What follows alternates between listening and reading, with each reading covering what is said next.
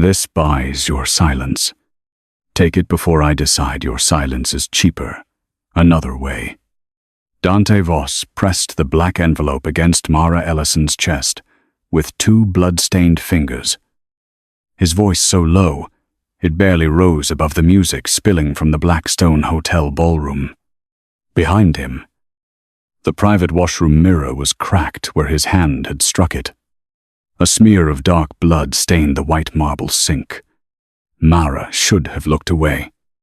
A server at a mafia charity gala, survived by carrying champagne, lowering her eyes, and pretending not to hear powerful men threaten each other in expensive suits.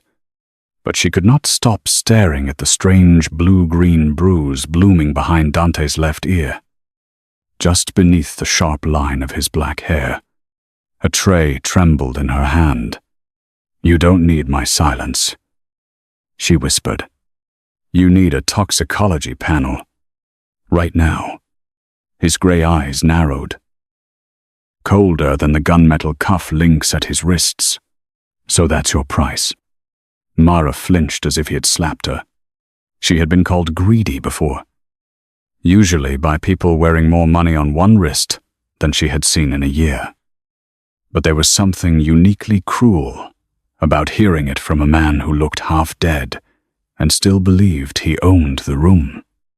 Dante Voss, the cold dawn of Chicago, stood close enough for her to smell expensive cologne, copper, blood, and the faint bitter trace beneath it that made her stomach tighten with memory. Betrayal, solvent residue. A phrase from her mother's old notebooks rose in her mind before she could stop it. Nocturne compounds bind slowly. Early signs may appear as bruising near lymph nodes. She swallowed hard. "Listen to me," she said, forcing her voice steady. "I don't want your money. I saw the blood. I saw the bruise. If you've been dizzy, if your fingers go numb, if your chest feels tight after meals," Dante grabbed her wrist. Not hard enough to break it, hard enough to warn her. His expression changed for half a second. It was small, almost invisible. But Mara saw it, because she had spent her whole life reading rooms that did not want her in them. Recognition. Fear. Then the door opened, and Celeste Vale stepped into the corridor like a woman entering a stage built for her. She wore ivory silk, diamonds at her throat, and the kind of delicate concern rich people praised as kindness. "Dante?" she asked, her blue eyes moving from his hand on Mara's wrist to the envelope crushed between them. "Is everything all right?" Mara tried to pull back, but Dante released her too late. Celeste's gaze sharpened.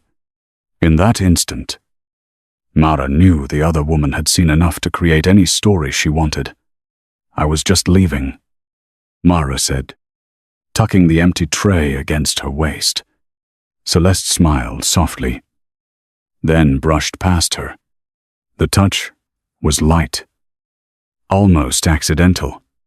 A second later, something heavy slipped into the pocket of Mara's black server apron. Mara felt the weight, but did not understand it until Celeste gasped. The sound cut through the corridor sharper than breaking glass.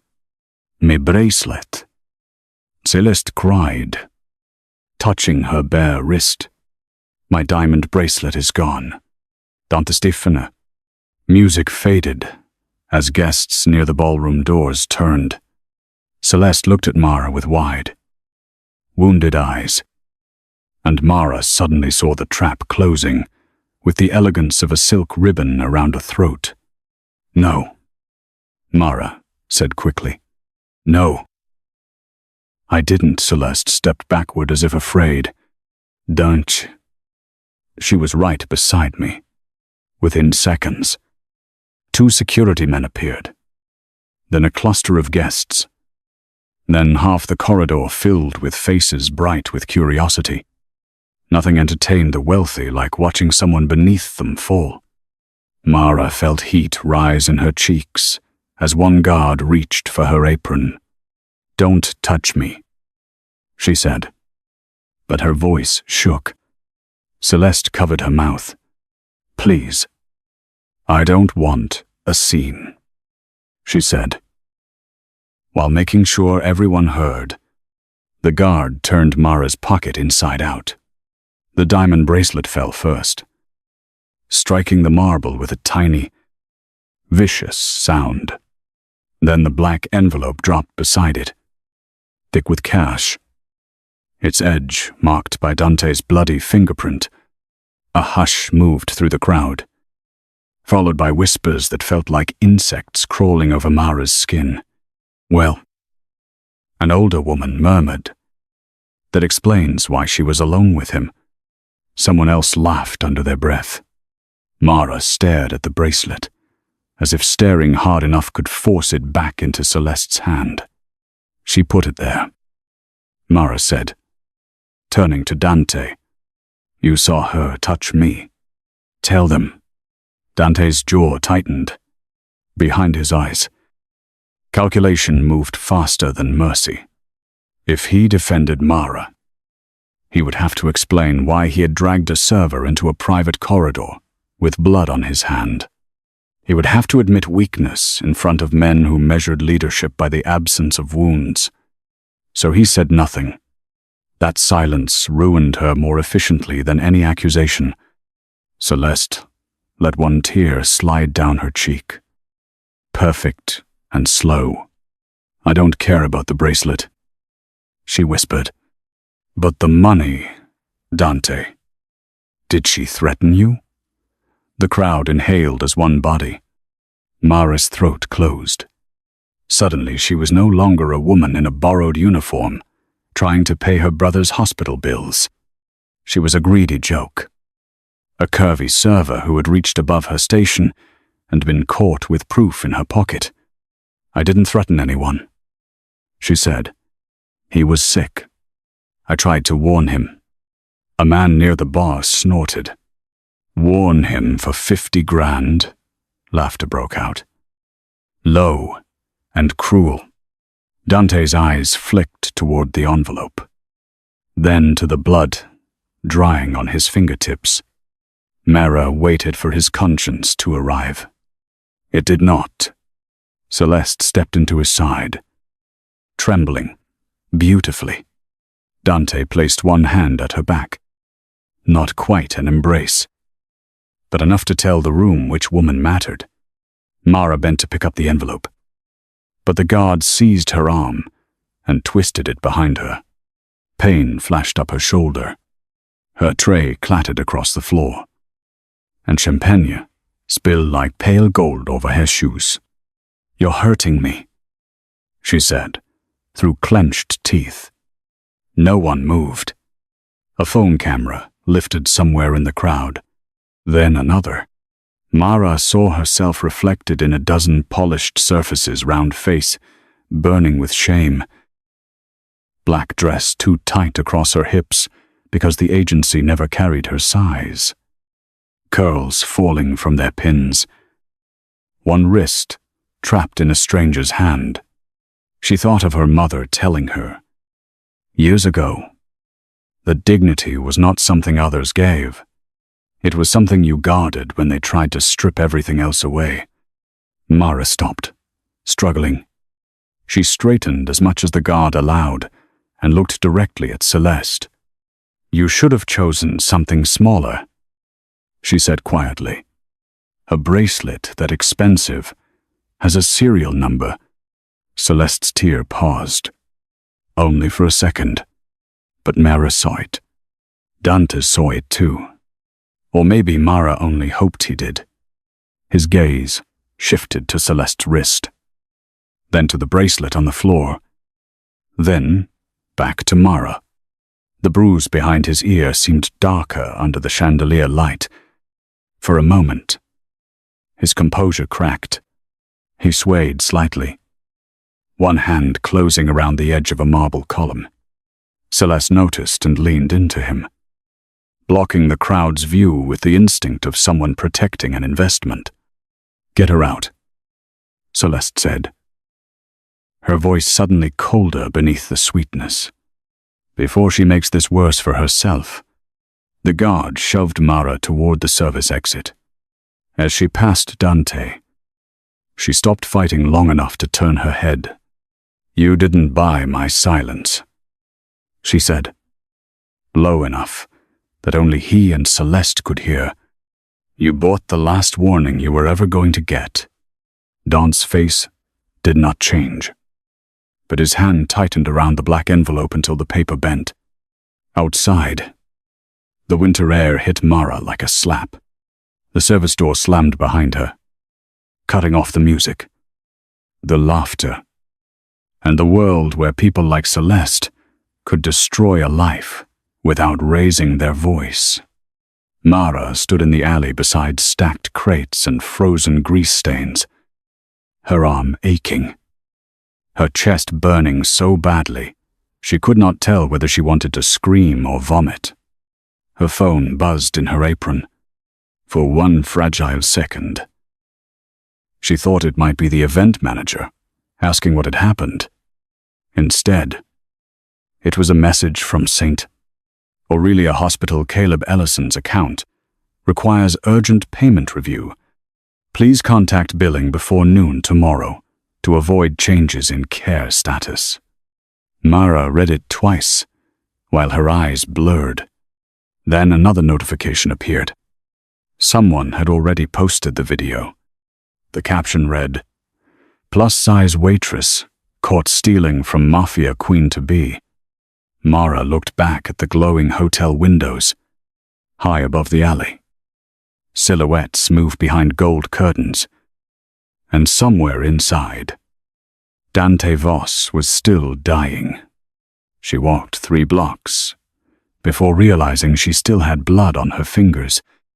Dante's blood.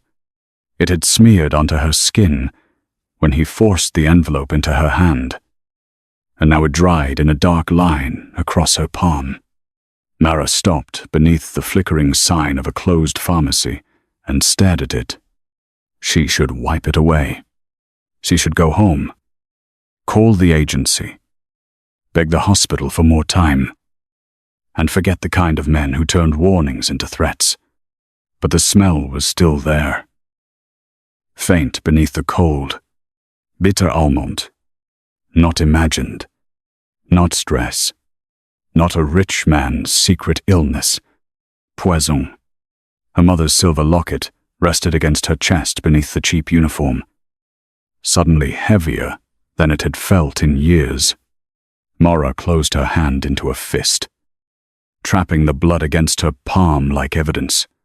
"Fine," she whispered into the empty street, her voice shaking, but no longer broken. "If they want silence, they should have made sure I had nothing left to lose." By morning, the video had traveled farther than Mara ever had. It was on gossip pages, private charity group chats, and the phones of women who had smiled at her while taking champagne from her tray. The clip had been cut perfectly, the bracelet falling from her apron, the black envelope landing beside it. Celeste's wounded face. Dans silence. No one posted the part where Mara had warned him. No one posted Celeste, brushing against her pocket.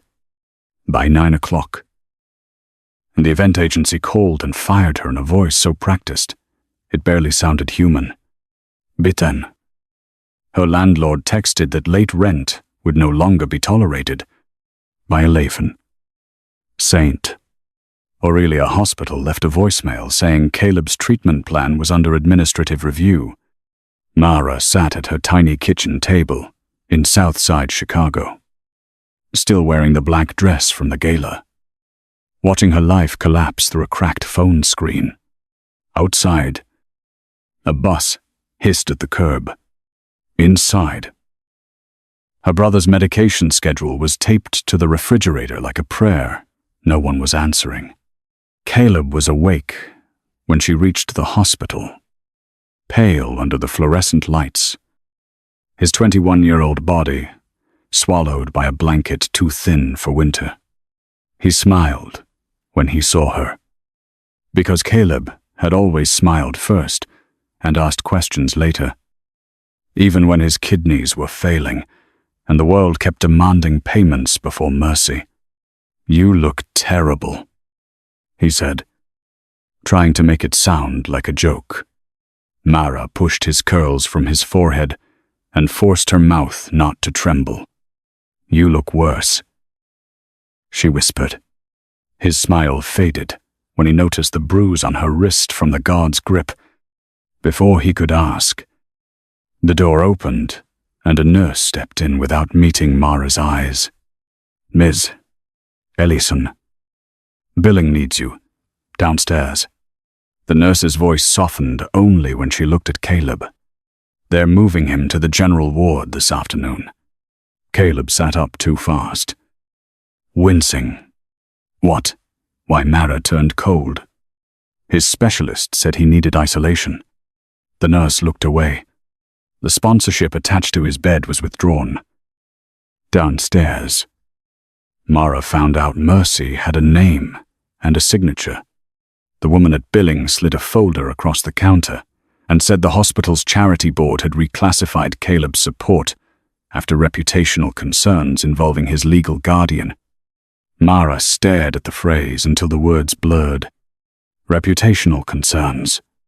Not theft. Not proof. Just enough poison to make everyone step back. "My brother didn't steal anything," she said. "He didn't attend that gala. He can't even stand for more than 4 minutes without getting dizzy." The woman's face tightened with discomfort. But discomfort did not stop her from tapping the balance due. Mara was still trying to breathe when a familiar voice spoke behind her. Hospitals must protect themselves from fraud. "Miss Ellison."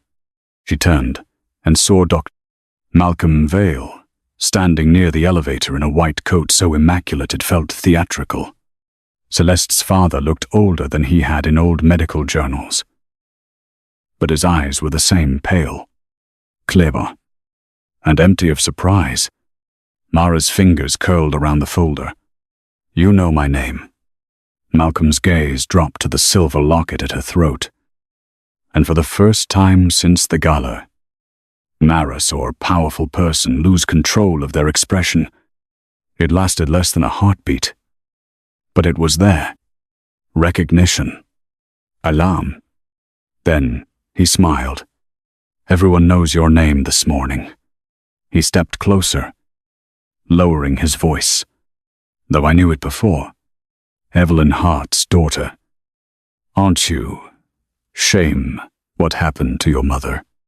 Brilliant woman. Unstable." Toward the end, Mara felt the floor tilt beneath her. No one at St. Aurelia was supposed to remember her mother kindly or cruelly. Evelyn Hart had died in a clinic fire 3 years before Mara's own disgrace, and the official story had buried her under phrases like faulty wiring and incomplete records.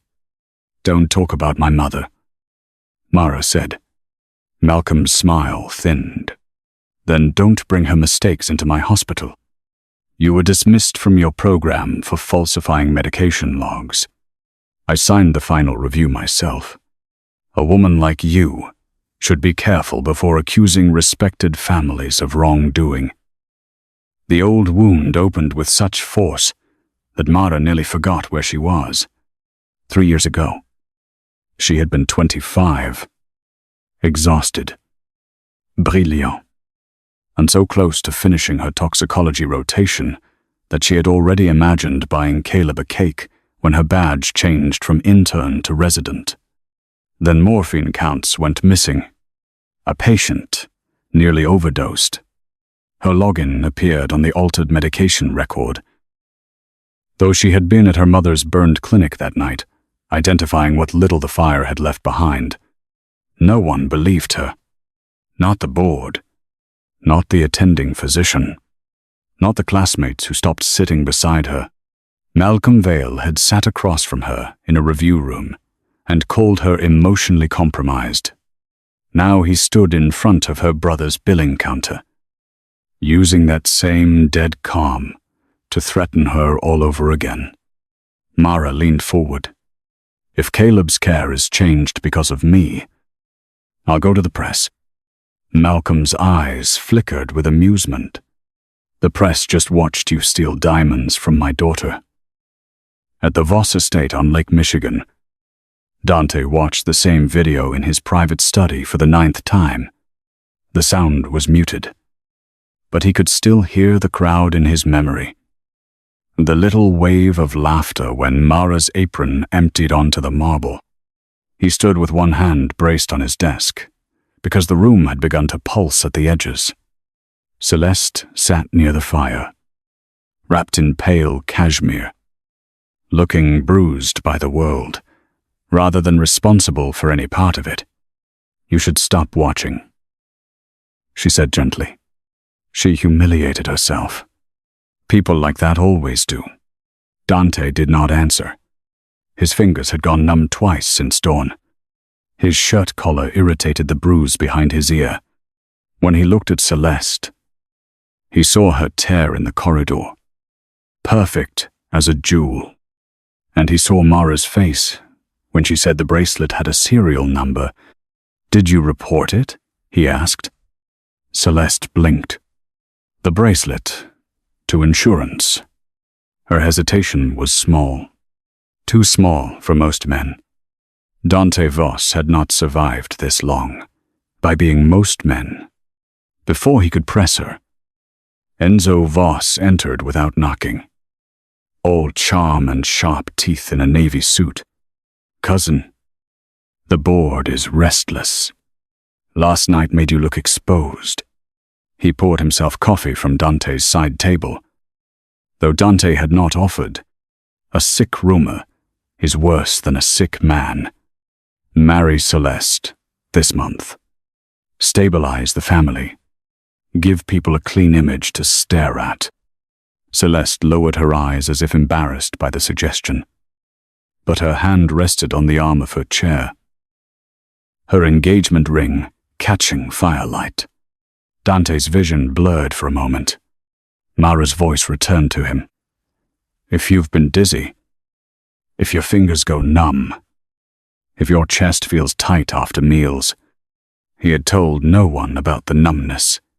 Not Enzo, not Celeste, not even his mother, and the waitress Dante asked.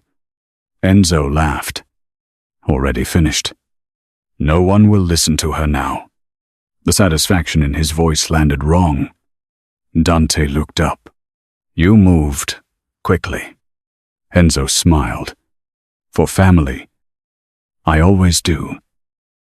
That evening, Mara sat in a corner booth at a 24-hour diner where the coffee tasted burned, and the waitress knew better than to ask why her hands were shaking. Her phone lay face up beside an untouched plate of fries. Every few minutes, another stranger commented beneath the video, calling her desperate, disgusting, greedy, stupid enough to rob the mafia, and ugly enough to need the money. She turned the phone over, but the words stayed inside her. Then the bell above the diner door rang, and the room seemed to tighten. Nico Raines stepped inside. Dante's head of security, broad-shouldered and expressionless, with a scar cutting through one eyebrow. Mara stood so fast her knee hit the table. "If he sent you to scare me, tell him it worked last night." Nico stopped across from her booth and placed both hands where she could see them. "Dante didn't send me." Mara laughed once, bitterly. "That's supposed to comfort me." Nico slid into the opposite seat without asking. "No, this is." He placed a small USB drive beside her coffee cup. Mara stared at it without touching. What is that? Nico's eyes moved to the windows, then back to her. Hallway footage from the Blackstone. The original file, not the version circulating. Mara's breath caught. Why would you have that? Because I don't trust people who delete cameras before anyone asks for them. He leaned closer, his voice dropping beneath the diner's old radio. The hotel system was wiped at 2 a.m. Whoever did it missed the backup, linked to my security feed. Mara reached for the USB, then stopped. Why help me? Nico's face did not soften, but something tired moved behind his eyes. Because 3 months ago, Dante collapsed after a family dinner. Dr. Vale said exhaustion. 2 months ago, Dante lost feeling in his left hand. Dr. Vale said stress. Last night, you named symptoms you had no way of knowing. Mara's pulse thudded in her throat. He's being poisoned. Nico did not deny it. Can you prove it? Mara took the USB home hidden in the lining of her coat. Her apartment felt wrong. The second she opened the door, the chain lock hung broken. The single lamp beside the sofa was overturned. Caleb's spare blanket had been slashed open. Stuffing scattered across the floor like dirty snow. Mara did not scream. Fear moved through her too cleanly for sound. She ran to the bedroom and found drawers dumped, mattress cut, medical textbooks ripped from their shelves. Her old laptop was gone. So was the metal box of her mother's remaining clinic files. On the kitchen table lay a folded sheet of hotel stationery from the Blackstone. No signature. Just 7 words written in black ink. Stay silent, or your brother stops breathing first. Mara stood very still, the note trembling between her fingers. Then her phone rang. Caleb's name flashed on the screen. And when she answered, his voice was weak. Mara, they changed my medication. I don't feel right.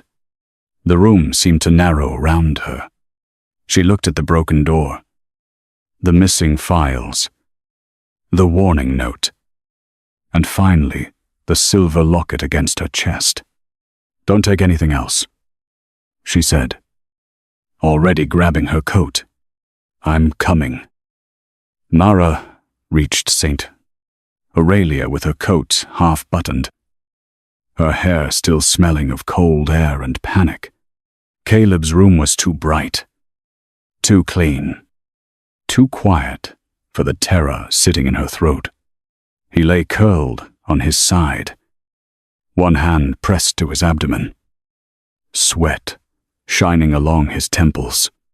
The IV bag hanging beside him bore the right label, but Mara knew labels lied. She crossed the room before the nurse could stop her and lifted the tubing toward the light. The liquid was clear, ordinary, harmless to anyone who had never been trained to notice the faint, oily ring clinging to the plastic port. Who changed this? She demanded. The nurse stiffened. Doctor. Vale adjusted the order. Caleb tried to smile, but pain bent it into a grimace. I told them I felt worse. Mara clamped the line shut. Do not run another drop into him. The nurse reached for the call button. You can't interfere with treatment. Mara turned, her voice low and shaking. Then call security. But if this kills him, I'll make sure everyone knows you watched. The threat bought her 8 minutes. It was not enough. But Mara had learned to survive on scraps. She flushed Caleb's line with saline from a sealed emergency kit, checked his pulse, his pupils, his breath. Every small sign that could tell her how much damage had already been done. Mara, Caleb whispered, gripping her sleeve. Is this because of that video she wanted to lie? She wanted to say rich people got bored quickly, that tomorrow they would find someone else to destroy. Instead, she looked at her brother's thin fingers and felt something inside her harden past fear. This is because I saw something I wasn't supposed to see, she said, and because someone thinks hurting you will teach me obedience. The word tasted like poison. When hospital security finally arrived, Mara did not fight. She slipped the IV port into a specimen bag and hid it beneath her coat before they escorted her out. In the elevator mirror, she saw her own face, exhausted, humiliated, and no longer begging anyone to believe her.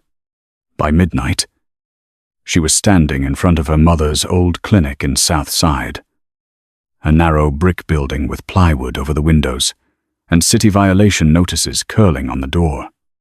3 years earlier, flames had eaten through the back rooms and left the place smelling of smoke, melted plastic, and unfinished grief. Mara had not returned since the funeral, not because she wanted to forget, but because every inch of it remembered too much. Evelyn Hart had built this clinic for people who could not afford specialists. People, hospitals, called non-compliant when they meant poor. Mara pressed her silver locket between her fingers until the tiny hinge bit into her skin. The locket had never opened like jewelry. Her mother had once laughed and called it a key for when memory isn't enough. Mara had thought it was poetry. Now, after Malcolm Vale's eyes had fixed on it with fear, she understood it might have been instruction. Behind a scorched medicine cabinet, she found a steel plate hidden beneath warped plaster. The locket fit into its narrow groove perfectly. The wall clicked open with a tired mechanical sigh. Inside was a metal box wrapped in fireproof cloth, a stack of water-stained notebooks, and a photograph Mara had never seen.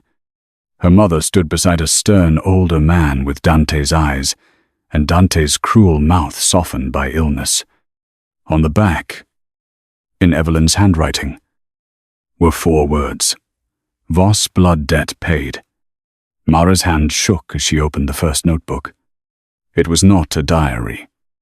It was evidence, chemical structures, passion-réaction, coded initials, dates, warnings. One name appeared again and again under a compound heading that froze her breath: Nocturne 1-7. The symptoms matched Dante so precisely, it felt like reading his body from the inside out: bruising behind the ear, numbness in fingers, dark blood after gastric bleeding, irregular cardiac rhythm mimicking hereditary failure. At the bottom of one page, Evelyn had written, "If Vale controls the labs, the victim will die clean." Mara turned another page and saw a second note circled twice. Antidote must be patient-specific. Wrong enzyme ratio accelerates collapse. Across the city, Dante collapsed at breakfast in front of his mother.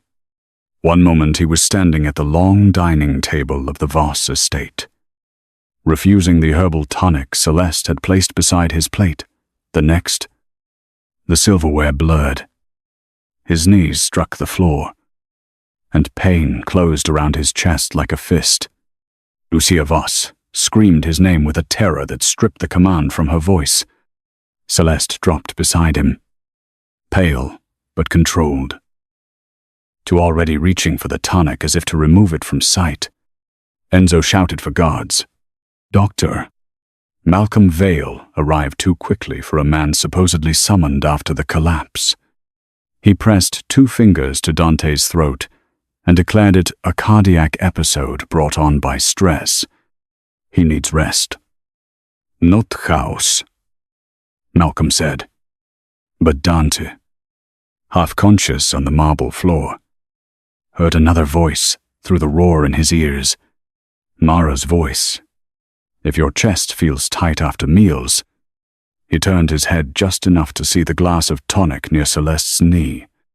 For the first time, the thing he felt was not suspicion. It was fear. Mara arrived at the Voss estate with Nico 30 minutes later, carrying her mother's notebook, the sealed IV port from Caleb's hospital room, and enough fury to keep her upright. Guards blocked the entrance until Nico said, "She comes in," or "He dis." Lucia met them in the grand foyer, dressed in black silken grief, her eyes sharpening the moment she saw Mara. "You?" she said, as if the word itself were dirt. "After what you did at the gala, you dare come into my house?" Mara did not lower her gaze. "Your son is being poisoned." Lucia crossed the distance between them and slapped her, so hard Mara tasted blood. The sound echoed up the staircase. "My son is not a stage for your lies." Mara's cheek burned, but she opened her mother's notebook and held it between them. Then asked Doctor Vale why Dante has a nocturne, 1-7 bruise behind his ear. Malcolm stepped from the hallway at the sound of his name, and for one unguarded second, his face went white. Celeste recovered faster than her father. "This is obscene," she said, stepping beside Lucia, with tears already bright in her eyes. "Dante's ill, and she's using it to force her way back into our lives." She lifted a folder from the side table as if it had been waiting for its cue. "Before anyone listens to her, you should know who she really is." The papers spilled across the foyer, disciplinary records, medication logs, the old hospital review, Mara's dismissal notice. Every document that had once buried her. Celeste's voice trembled beautifully. She falsified drug records. A patient almost died because of her. She is not a doctor. She is dangerous. The guards shifted. Lucia's face hardened again. Even Nico looked at the papers with a flash of uncertainty before Mara spoke. "Those logs were altered. The night my mother's clinic burned." Malcolm's mouth tightened. Celeste shook her head sadly. "Convenient. Everyone who could defend you is dead." Mara looked at her then. Really looked. And saw not elegance, not innocence, but calculation, wearing perfume. From the study above them came a crash. Dante had dragged himself from the sofa where they had placed him. One hand braced against the doorway. His face, grey with pain. Enough. He respite. Celeste rushed toward him, but he lifted one hand, stopping her. His eyes found Mara through the blur of people who had lied for years in rooms he owned. "How did you know about the numbness?" he asked. The foyer went silent. Mara's throat tightened. Not with victory, but with the unbearable weight of being believed only when death made disbelief inconvenient. "Because my mother studied the compound killing you," she said. "Because your blood work has probably been rewritten, because the medicine you trust is the weapon." Malcolm laughed once, brittle and dismissive. "This is madness." Mara opened the notebook to the photograph and turned it toward Dante. "Then explain why my mother had a file on your father." Dante stared at the image. He knew the man beside Evelyn Hart. Every Voss child knew that face from the portrait over the council room fireplace. His father, alive, thinner, leaning on Mara's mother like she had saved him. Nico helped Dante into the study before his legs failed completely. Mara followed, despite Lucia's objections. And this time, Dante did not order her out. He sat breathing shallowly while she spread Evelyn's notes across his desk. There, among chemical formulas and coded case histories, she found the page that changed everything. The file was marked D.M. Heir protected under blood debt. Beneath it, Evelyn had written that the Voss family had promised protection after she stopped an earlier poisoning attempt against Dante's father. The debt was not money. It was a vow someone in the Voss circle had broken when Evelyn began tracing Nocturne 1-7 back to Malcolm Vale's private lab. Dante read the note twice, his hand shaking with more than illness. "My father told me a doctor saved him," he said. He never said her name. Mara's laugh was soft and wounded. Powerful men rarely remember names when a promise becomes inconvenient. Dante looked at the bruise on her cheek where his mother had struck her, and shame moved through him like a blade too slow to kill. Before either of them could speak again, Mara's phone rang. Caleb's name lit the screen. She answered, already afraid. The voice on the other end was not Caleb's. It was a nurse, breathless and panicked. "Ms. Ellison, your brother's blood pressure is crashing. He's seizing. We need consent to intubate." The room tilted. Mara gripped the desk, the notebook sliding beneath her palm. "What did they give him?" she asked. But the nurse was speaking over alarms, saying words Mara could barely separate: respiratory distress, acute reaction, transfer delayed. Dante stood too fast and nearly fell. Nico caught him. Celeste appeared in the doorway, perfectly pale, and Mara knew from the tiny curve at the edge of her mouth that she had been waiting for this call. The warning from Mara's apartment returned with brutal clarity. "Your brother stops breathing first." Mara looked at Dante, at the dying man who needed her, then at the phone where Caleb was slipping away for one terrible second. Saving the Dawn meant abandoning her brother, and Celeste knew it. Dante made the decision before Mara could break herself trying to make it. "Nico," he said, his voice raw, "send my medical team to St. Aurelia. Now. Move Caleb Ellison to my private wing. No one touches him unless Mara approves it." Mara spun toward him. "You don't get to fix this with money."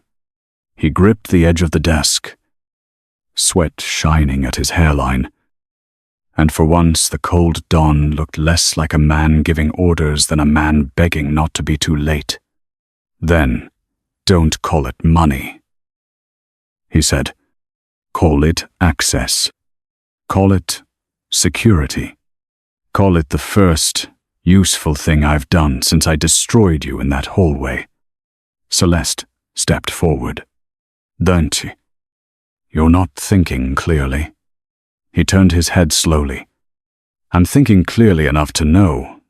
You smiled when her brother started dying. The room went silent. Celeste's face emptied of expression for one dangerous second before she filled it with tears. But Dante was no longer watching her tears. He was watching her hands. Mara rode in Dante's armored SUV with Nico, while another car carried Dante behind them. Half-conscious and guarded by men who no longer knew whom to trust, she spoke to Caleb's nurse through the entire drive, forcing her voice steady as she ordered the IV stopped, demanded sealed samples, and walked them through, stabilizing him until she arrived at St. Aurelia. Everything became motion. Elevators held open. Doctors arguing.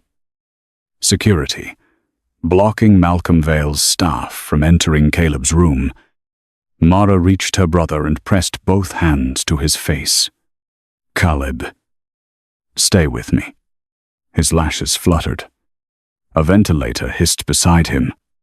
For 3 terrifying minutes, she was not thinking about Dante, Celeste, mafia, politics, or revenge. She was only a sister counting breaths. When the lab rushed back a preliminary result, Mara saw the same oily stabilizer from the IV port she had taken earlier. Not enough to kill Caleb quickly. Enough to make his collapse look like kidney failure. Her grief turned clean and bright. Someone had used a hospital bed as a leash.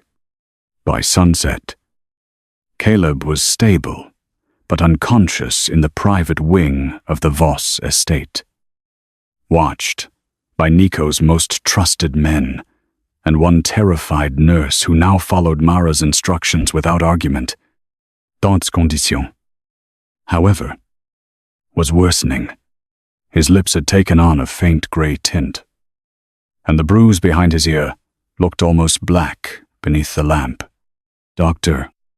Malcolm Vale had been barred from the estate, but the damage from months of poisoned treatment had already stacked inside Dante's blood. Mara stood in the converted medical room, reading her mother's notes with shaking focus. The antidote required a patient-specific enzyme ratio, too weak, and it would fail, too strong, and Dante's heart could stop before the poison broke down. Lucia stood near the door, arms wrapped around herself, her earlier arrogance hollowed out by fear. "Can you save him?" she asked. Mara did not look up. "I can try," Lucia swallowed. "And after what we did to you, why would you?" Mara finally met her eyes. "Because I'm not Celeste." The engagement announcement went forward the next evening because Enzo made sure it did. He told the council Dante's appearance would reassure their allies, calm the docks, and stop rival families from smelling blood in the water. In truth, it was the perfect stage for a murder. If Dante died at his own engagement celebration, under the care of respected Dr. Vale's old treatment plan, Enzo would present himself as the grieving cousin forced to protect the family. Celeste would become the tragic fiancée, too adored to suspect. Mara understood the trap the moment Nico showed her the guest list and security layout. "They'll dose him publicly," she said. Dante sat in a chair beside the window, too weak to stand for long, his eyes fixed on her. "Then we let them think they can." Mara stared at him. "You want to use yourself as bait." His mouth curved without humor. "I've used other people as shields my entire life. It seems overdue." Mara hated that the answer sounded almost like remorse. The ballroom of the Voss estate glittered as if no one inside it had ever lied, bled, or bagel. Crystal chandeliers poured light over black suits, silk gowns, champagne towers, and men with guns hidden beneath tailored jackets. Mara stood behind a side curtain in a plain, dark dress, a mother's locket against her throat, and Evelyn's encrypted files loaded onto Nico's secure system. The same socialites who had mocked her at the Blackstone whispered when they saw her, their eyes sliding over her body with familiar cruelty. "She came back," one woman murmured. After stealing from Celeste, Mara kept walking. This time, she did not lower her head. Dante entered on Lucia's arm, pale but upright, and the room applauded, because power trained people to clap before asking whether the king was dying. Celeste moved toward him in silver satin, beautiful enough to look innocent from a distance, She lifted a glass of ceremonial wine from a tray and held it out with both hands. "For us," she whispered. Dante accepted the glass but did not drink. Celeste's smile tightened. Enzo stepped to the microphone, charming the room with talk of unity, family, and the future of the Voss name. Mara watched the tray. The server, Celeste's left hand. The tiny vial ring on her finger. There, a twist of the diamond setting, a drop so clear it vanished into the wine. Nico saw it too, but before he could move, Celeste turned suddenly and raised her voice. "Actually, before Dante speaks, I need to say something." Her eyes found Mara near the side of the room. "This woman has harassed my family for money, slandered my father, and endangered Dante's health. Tonight," she forced her way in again. A screen behind Enzo lit up with Mara's old disciplinary files. Gasps rippled through the crowd. Celeste pointed with trembling elegance. "If anything happens to Dante tonight, look at her first." Dante swayed. Then, not from the wine, but from the poison already in his blood. The timing made the room erupt. He collapsed before Mara reached him. Celeste screamed his name so convincingly, several guests cried out with her. "Doctor." Malcolm Vale pushed through the crowd, despite being banned, medical bag in hand, as if summoned by fate instead of conspiracy. "Move away," he ordered. "She's killing him." 2 guards grabbed Mara, but she twisted one arm free and shouted, "Check the glass. Check her ring." The room roared with confusion. Malcolm knelt beside Dante and pulled a syringe from his bag. Mara saw the amber tint and knew instantly it was not treatment. It was the final dose disguised as emergency medication. She drove her elbow into the guard's ribs, broke loose, and knocked the syringe from Malcolm's hand. It shattered across the marble. For one suspended second, every eye turned to the liquid spreading at their feet. Bitter almond filled the air. Mara pointed at it, breathless. "That is nocturne stabilizer, not cardiac medicine." He was never dying of heart failure. He was being murdered slowly. Celeste tried to recover first. She planted that. She sobbed. She attacked a doctor in front of all of you. But Nico had already moved. The ballroom screens flickered, and the disciplinary files disappeared. In their place appeared hallway footage from the Blackstone Gala, uncut and silent at first, Celeste brushing Mara's apron, Celeste's bracelet sliding from her palm into the pocket, Dante forcing the envelope into Mara's hand. The room changed temperature. Mara felt it. The shift from appetite to shame. Then Nico played the audio from the black envelope's money clip, his voice carrying over the speakers. Celeste's own words filled the ballroom. "Make the fat girl look desperate. If Dante listens to her, we lose everything." Enzo's reply followed, colder and worse. "After the engagement, Dante won't be alive long enough to listen to anyone." Celeste stopped crying. Malcolm closed his eyes. Enzo reached inside his jacket. But 3 Voss soldiers had guns on him before his fingers touched metal. Mara did not watch them fall apart. Dante was dying at her feet. She dropped beside him, opened the emergency kit she had prepared, and forced the ballroom to become an operating room. "Blood type confirmed," she snapped. Nico answered, "O negative. Enzyme panel matched from this morning." Mara mixed the antidote with hands that wanted to shake, but refused. Lucia knelt opposite her, no longer the proud matriarch, only a mother whispering prayers into her clasped hands.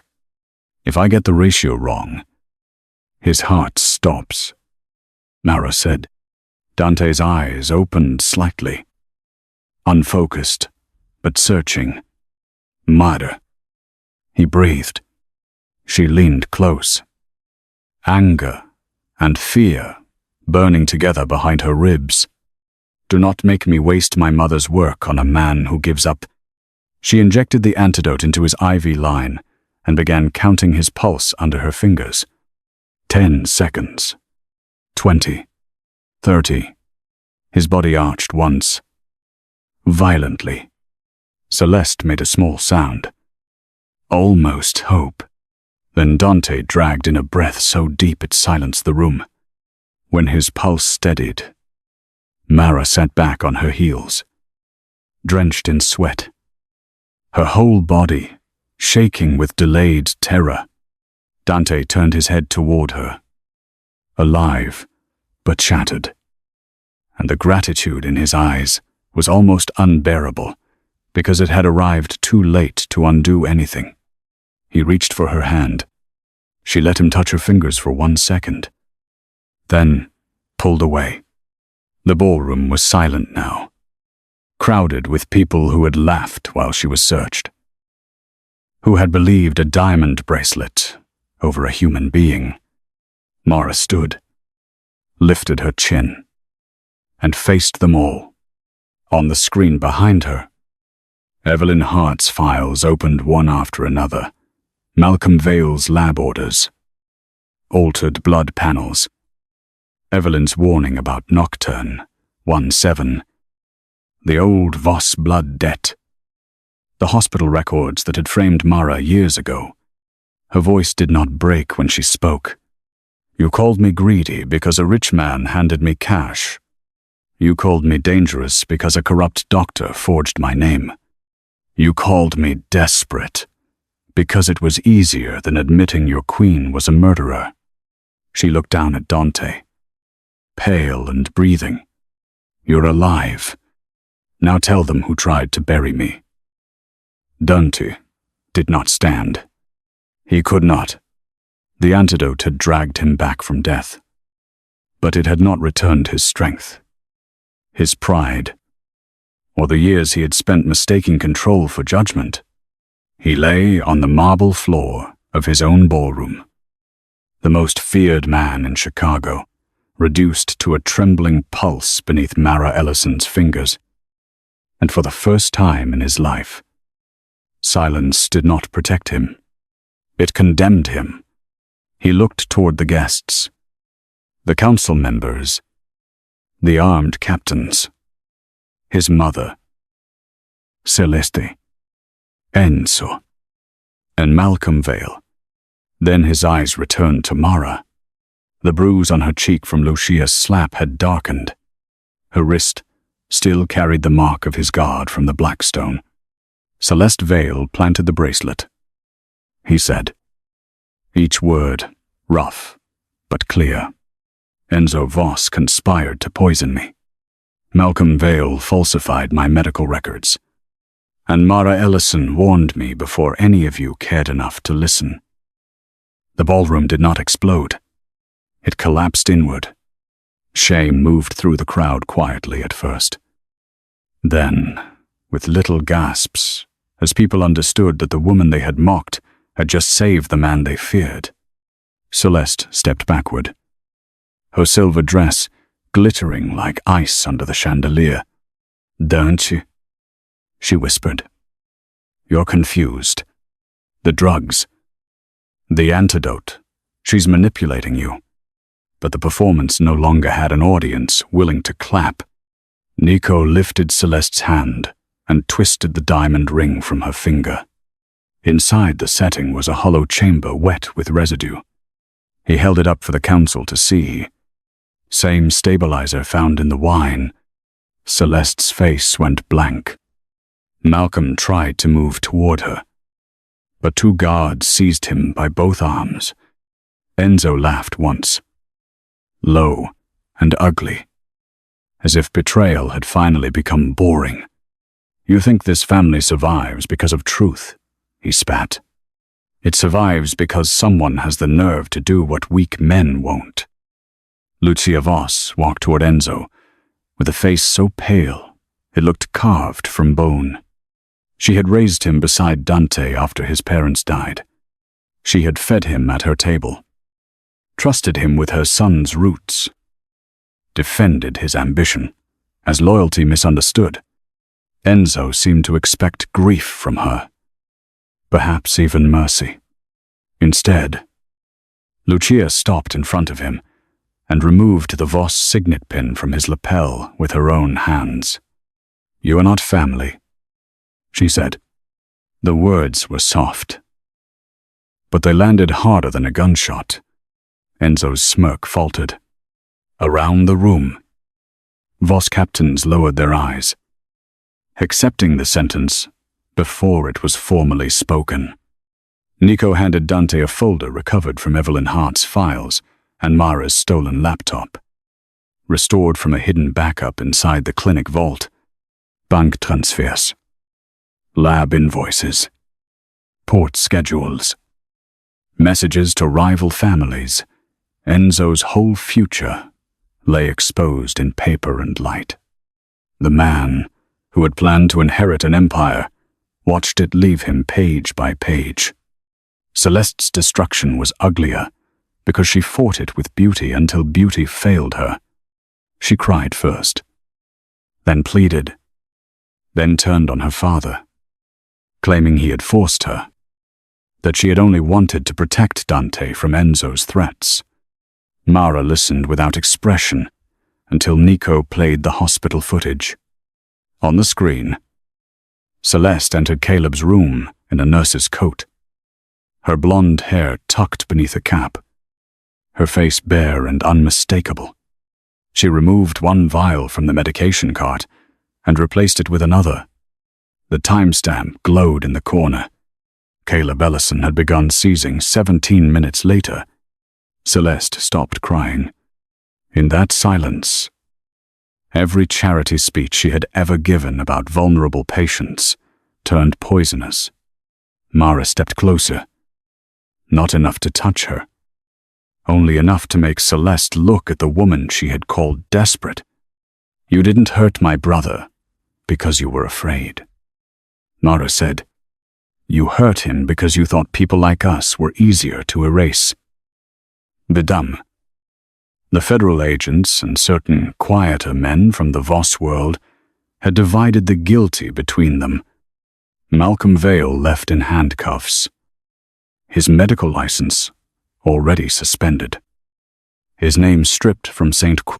Aurelia's donor wall before breakfast. Celeste was escorted through the service entrance she had once used to throw Mara into the cold. Cameras flashing as reporters shouted questions about attempted murder, charity fraud, and poisoned patients. Enzo did not leave with police. His fate belonged to the Voss Council. And when the elevator doors closed on him, his face finally showed fear. Mara felt no joy watching them fall. Satisfaction. Yes, sharp and clean. But joy was too innocent for what had happened. Caleb still lay unconscious upstairs. Her mother was still dead. 3 years of her life had been buried under forged records. A ballroom full of people had needed a man to nearly die before they believed a woman who had told the truth from the beginning. Caleb woke 2 days later with a dry throat and a terrible joke. "So," he rasped, as Mara burst into tears over his hospital bed. "Do mafia people have better pudding? Or is that just another lie?" Rich people till Mara laughed so hard it broke into a sob. She pressed her forehead to his hand and let herself fall apart where only he could see. Dante stood outside the room, visible through the glass wall, but careful not to enter. He had ordered the best nephrologists in the country to consult on Caleb's case. But for once, he did not present it like a gift. The bills were paid anonymously through a patient restitution fund established in Evelyn Hart's name. Mara knew it was him. She also knew he had made sure the fund would continue whether she ever spoke to him again or not. That mattered more than flowers, more than diamonds, more than apologies delivered under chandeliers. It was the first thing he had done that did not ask to be forgiven. Lucia came to Mara alone on the third evening. Not in silk, not with guards, but in a plain black coat that made her look older and smaller than the woman who had slapped her in the foyer. She found Mara in the estate library, sorting through Evelyn's recovered notebooks for the investigation.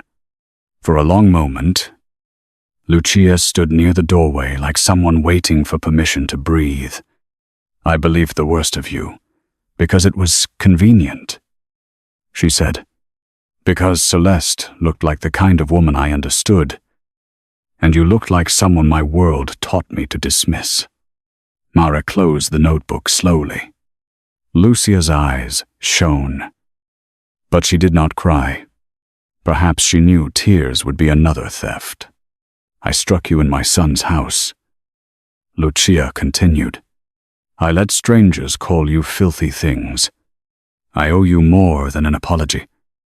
But an apology is where I must begin." Mara touched the healing bruise on her cheek. "An apology does not erase the room where everyone watched me break." Lucia bowed her head. "No, it doesn't." A week later, Dante held a press conference on the steps of St. Aurelia Hospital.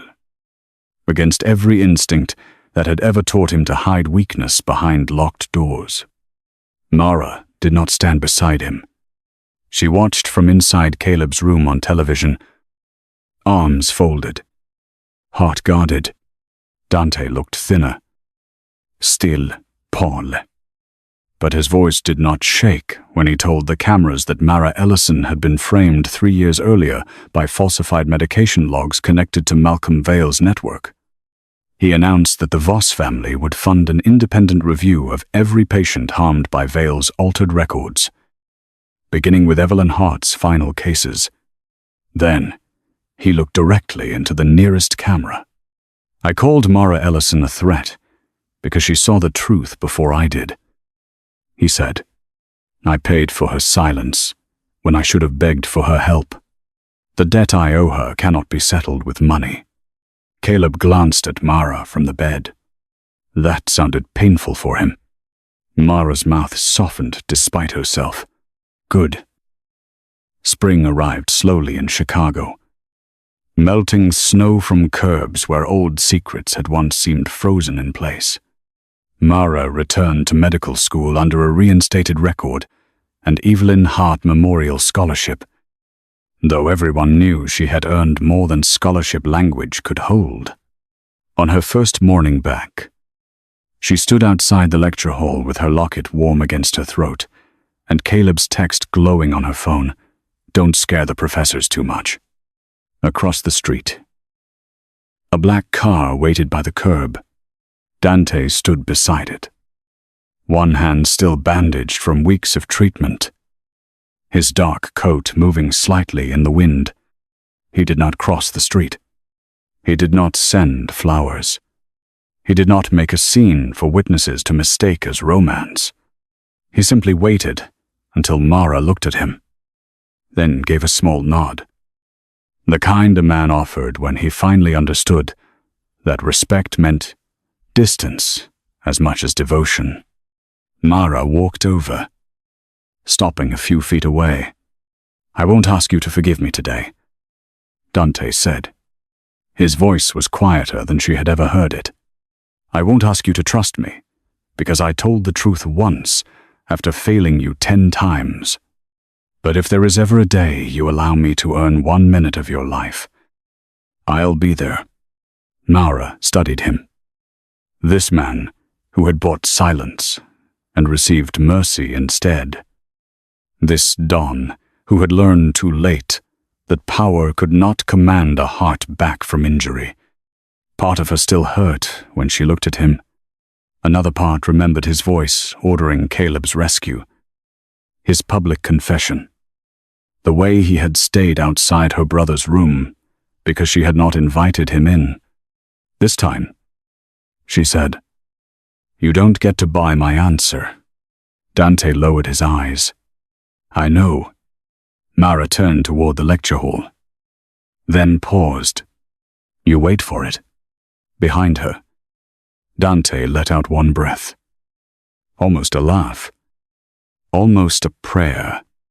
Mara smiled, without looking back, and walked into the life no one had managed to steal from her.